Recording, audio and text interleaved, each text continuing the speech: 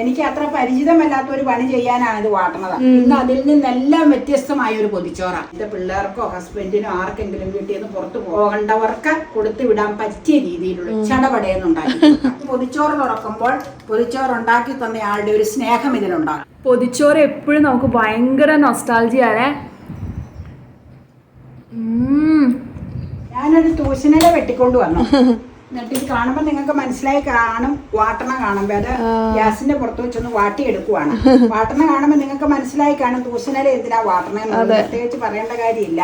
എനിക്ക് അത്ര പരിചിതമല്ലാത്ത ഒരു പണി ചെയ്യാനാണ് ഇത് വാട്ടണത്.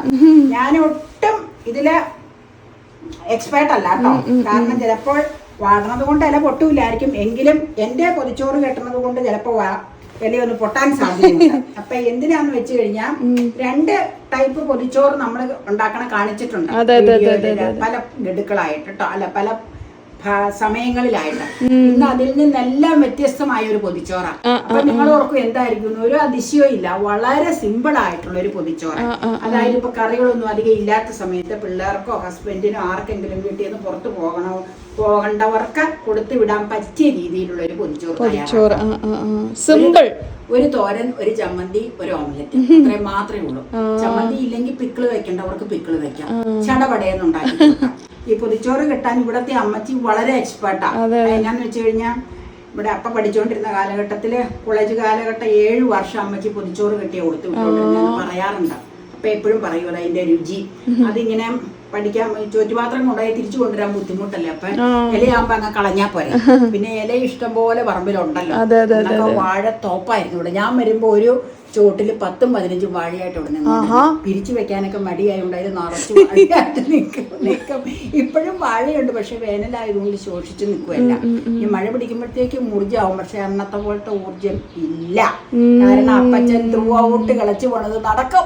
അതുകൊണ്ട് മാധുചേട്ടനും ഉണ്ടാവും. മാധുചേട്ടനും അപ്പച്ചനും പോയി, ഈ ലോകത്തൊന്ന് പോയി അവർ രണ്ടുപേരും. അപ്പൊ നമുക്ക് പൊതിച്ചോറൊന്ന് തയ്യാറാക്കാം.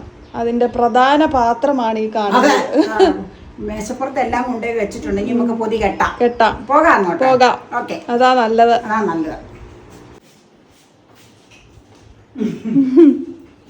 ഇതെവിടെ വെക്കാം. പൊതിച്ചോറിന്റെ കറികൾ എന്തൊക്കെയാന്ന് നമുക്ക് ആദ്യം ഒന്ന് കാണാം. ഫാനില്ലാതെ നിക്കാൻ പറ്റില്ല. അതാ ഫാൻ ഉണ്ടായിട്ട് തന്നെ ചൂടാ അല്ലേ? അതെ, ഞാൻ ചൂടാ. കറികൾ തുറക്കാം.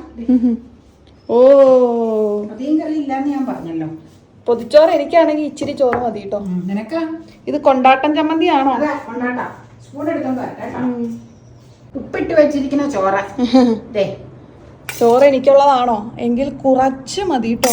അല്ല, ഞാൻ മൊത്തം ഇട്ടേക്കാം. ഞാൻ ബാലൻസ് ഉണ്ടെങ്കിൽ എടുത്തോളാം. അല്ലെങ്കിൽ അപ്പയ്ക്ക് നെക്സ്റ്റ് ഓർമ്മയ്ക്ക് വേണമെങ്കിൽ കഴിച്ചോട്ടെ. ചോറ് എടുത്തോണ്ട് വന്നാൽ അങ്ങ് ഇട്ടേക്കാം.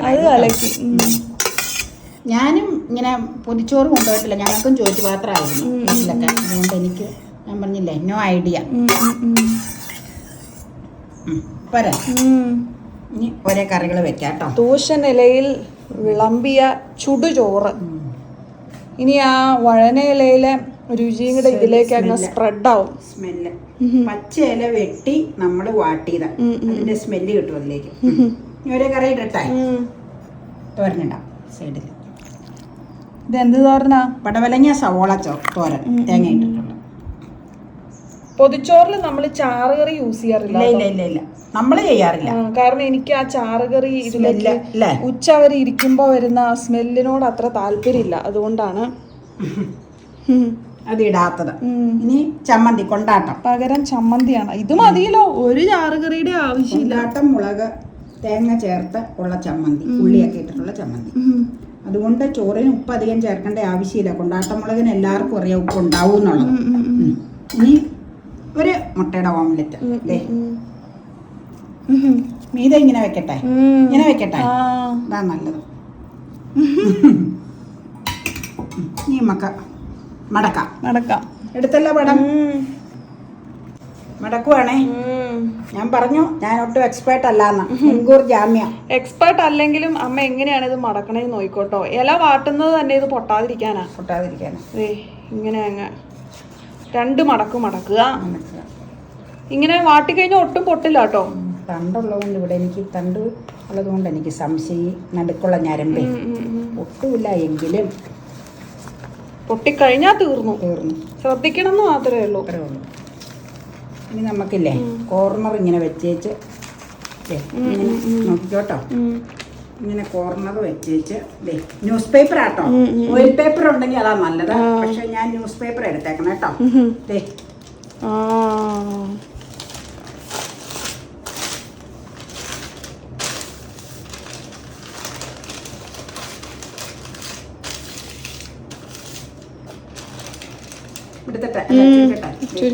എന്റെ രീതി ആട്ടോ. ഞാൻ പറഞ്ഞല്ലോ എനിക്ക് ഒരുപാട് പരിമിതിയുണ്ട്. എനിക്ക് തീരെ അറിവില്ലാത്തൊരു ഏരിയ ഇതെന്ന. പിന്നെ ഞാൻ ജസ്റ്റ് അങ്ങ് ചെയ്യണമെന്നേ ഉള്ളൂ.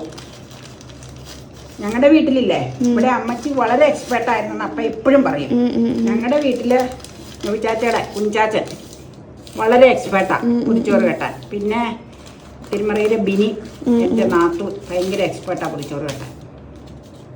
മറക്കട്ടെ, ഇത് ശരിക്കും ടോയിൻ കൊണ്ടാണ് കെട്ടേണ്ടത്. ഇപ്പൊ നമ്മളെങ്ങോട്ടും പോണില്ല. ഇങ്ങനെ ഉണ്ടാക്കി വെച്ചിട്ട് ഒരു മണിക്കൂർ കഴിയുമ്പോ ഇത് എടുക്കാനാ ഉദ്ദേശിക്കുന്നത്. അതുകൊണ്ട് ഞാൻ മീതെ ഒരു റബ്ബർ ബാൻഡ് ഇടാം. റബ്ബർ ബാൻഡ് ഇടണോ തന്നെ ഇല്ല, ഇങ്ങനെ ഇരുന്നാലും മതി. ഇനി എന്റെ കയ്യിലേക്ക് അങ്ങ് തന്നോ. റബ്ബർ ബാൻഡ് ഇട്ടേച്ചാ അല്ലെങ്കിൽ അടിച്ചു കിടക്കും. സിമ്പിൾ കറിയല്ലേ. ഇതിന്റെ ഒരു റബ്ബർ ബാൻഡ് ഇടുവാണേ.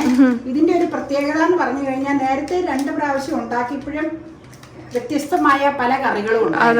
ഇത് വെറും സിമ്പിൾ ആയിട്ടുള്ള ആകെ 3 കറി എന്ന് പറയാം ഓംലെറ്റോട് കൂടി.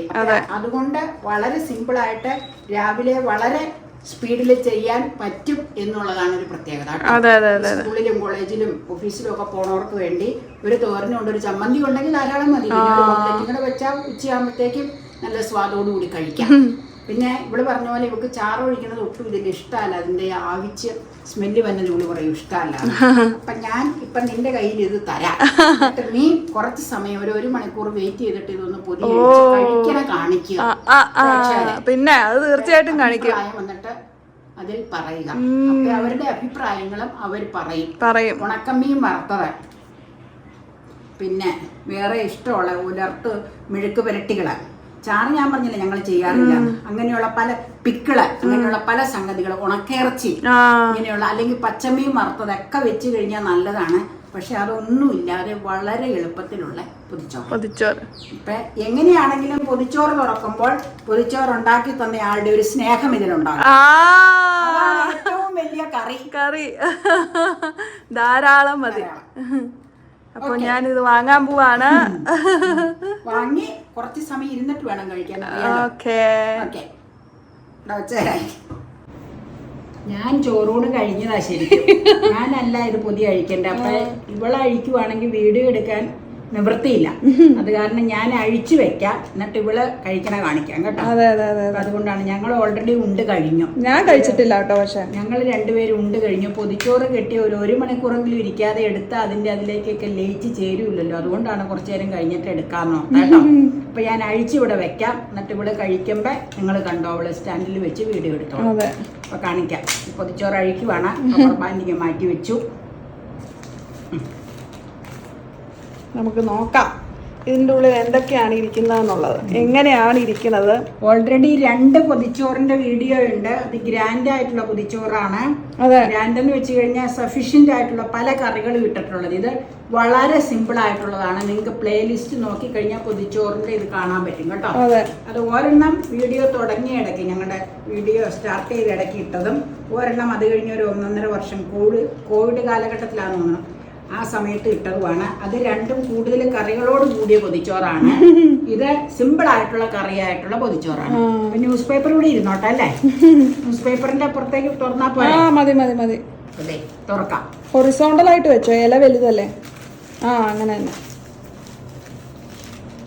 ഇലയും ഹൊറിസോണ്ടൽ ആയിട്ട് വെച്ചോ. അങ്ങനെ തന്നെ. ഇനി തുറക്കാം, ഈസി തുറക്കാം. നമുക്ക് നോക്കാം. ഇപ്പൊ ഊണ് കഴിക്കുന്ന ടൈമിൽ തന്നെയാണ് നിങ്ങളെ ഇത് കാണിക്കാൻ പോകുന്നത്.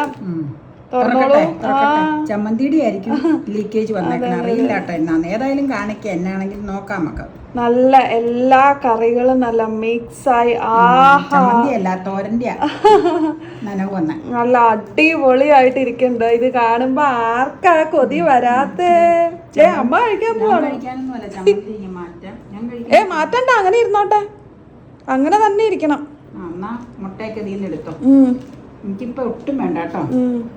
ഇനി ഞാൻ കഴിച്ചോളാം. നിങ്ങൾ ഓൾറെഡി ഉണ്ട്. അതെ, മുട്ട തോരൻ, പടവലങ്ങ സവോള തോരൻ, കൊണ്ടാട്ടം മുളക് തേങ്ങയിട്ടിട്ടുള്ള ചമ്മന്തി, മുട്ട ഓംലെറ്റ്. ഇതാ ഞാൻ പറഞ്ഞു, വളരെ സിമ്പിൾ ആയിട്ടുള്ളതാണ്. പിന്നെ ചോറിൽ ഉപ്പ് ഓൾറെഡി ചേർത്തിട്ടുണ്ട് കേട്ടോ. ഇപ്പൊ ഇനി കഴിച്ച് പ്രേക്ഷകരെ കാണിച്ചു തരാം എങ്ങനെയാന്നുള്ളത്. അപ്പൊ നമ്മുടെ നല്ല സെറ്റായിട്ടിരിക്കുന്ന പൊതിച്ചോറ് കണ്ടോ. ഞാൻ എവിടെ നിന്നാ ഒന്ന് തുടങ്ങുക? നമുക്ക് ഏതായാലും ഇവിടെ നിന്ന് ലൈറ്റായിട്ട് തുടങ്ങാം. ആഹാ, ഓ നല്ല വാസന കേട്ടോ ആ ചമ്മന്തിയുടെ ഒക്കെ. ഈ മുട്ട പൊരിച്ചത് ഇച്ചിരി ഒന്ന് നീക്കി വെക്കാം.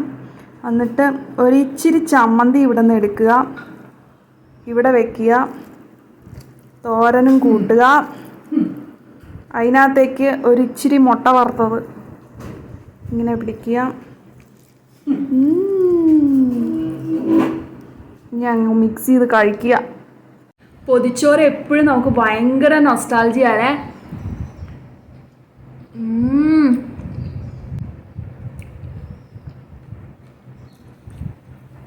ശരിക്കും കണ്ണടഞ്ഞു പോണ രുചി കേട്ടോ. അത്രയും ടേസ്റ്റാ. ആ വഴനയിലയിലേക്കും ഈ ചോറും കറികളും എല്ലാം അങ്ങ് മിക്സ് ആയപ്പോൾ ഉണ്ടല്ലോ, തൂശനിലയുടെ ആ ഒരു സ്മെല്ലൊക്കെ അങ്ങ് ഫ്ലേവറൊക്കെ അങ്ങനെ ശരിക്കും അലിഞ്ഞു ചേർന്ന് നല്ല രസമുണ്ട്. നല്ലൊരു പഴമയുടെ രുചിക്കൂട്ടാണ്. ഇത്രയും കറിയൊക്കെ ധാരാളം മതി കേട്ടോ. പെട്ടെന്ന് ഉണ്ടാക്കുകയും ചെയ്യാം. ഒരുപാട് കറിയുടെ ഒന്നും ആവശ്യമില്ല, ഇത്രയും ധാരാളം മതി. അപ്പം മുട്ട വറുത്തത് വേണം, അതാണ് അതിൻ്റെ മെയിൻ ഹൈലൈറ്റ്. എവിടെയും പോണില്ലേലും ഇടയ്ക്കൊരു ചേഞ്ചിനാണേലും ചുമ്മാ ഒന്ന് ഉണ്ടാക്കി വെച്ചിട്ട് ഇതുപോലെ ഒന്ന് കഴിച്ചു നോക്കട്ടോ. ഇങ്ങനത്തെ കറികൾ തന്നെ വേണമെന്നില്ല.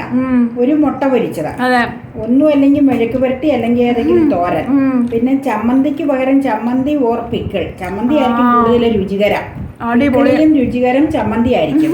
അപ്പൊ തോരൻ വേണമെന്നില്ല, പകരം മെഴുക്ക് പുരട്ടി ആയാലും മതി. പിന്നെ മുട്ട പൊരിച്ചത് എന്തായാലും വേണം, വേറെ ഒന്നും ഇല്ലല്ലോ അല്ലാതെ നോൺ വെജ് ആയിട്ട് കഴിക്കാം. അങ്ങനെ ഇപ്പൊ ഈ പൊതിച്ചോറൊക്കെ ഹോട്ടലുകളിൽ നിന്ന് ഡോർ ഡെലിവറി ഇല്ലേ ഓഫീസുകളിലേക്കൊക്കെ, അതിനൊക്കെ ഭയങ്കര ഡിമാൻഡ് ആയിരിക്കും. ആ ടൈമിൽ കിട്ടുമോ? അടിപൊളിയാ. മുട്ട വറുത്തതാണ് ഇതിൻ്റെ മെയിൻ ഹൈലൈറ്റ്. നാടൻ കോഴിമുട്ട ആയതുകൊണ്ട് അതിന് രുചി കൂടിയിട്ടുണ്ട് കേട്ടോ. പിന്നെ അതേ തോരൻ, അതുപോലെ കൊണ്ടാട്ടം മുളക് ചമ്മന്തി ഇതിൻ്റെ പ്രധാനപ്പെട്ട ഹൈലൈറ്റുകളിൽ ഒന്നാണ്. അടിപൊളിയാണ് ഈ സാധനം കേട്ടോ. ആഹാ, ഉച്ചയ്ക്ക് പ്രത്യേകിച്ചും ഇതുപോലെ ഒരു നാടൻ പൊതിച്ചോറ് കാണുമ്പോൾ വായിൽ വെള്ളം ഊറാത്തവരായിട്ട് ആരും ഇല്ലാന്ന് എനിക്കറിയാം.